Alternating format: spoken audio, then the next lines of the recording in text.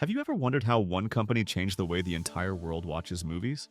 Years ago, Blockbuster was the biggest video rental business on the planet.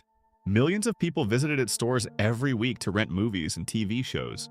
At the same time, a small company called Netflix was trying a completely different idea.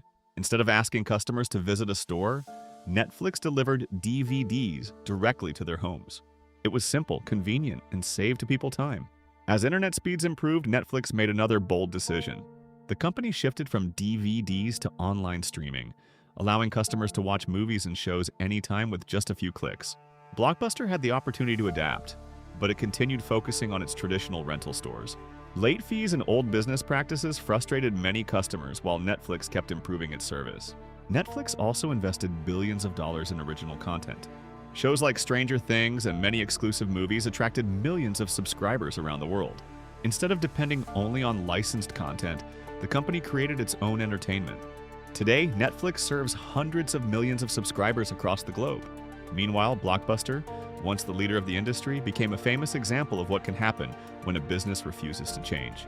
The biggest lesson from this story is simple. Success today does not guarantee success tomorrow.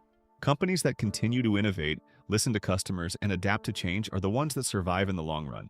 Netflix's journey reminds us that sometimes the biggest advantage is not having the most stores or the biggest company. The real advantage is being willing to change before the world changes without you.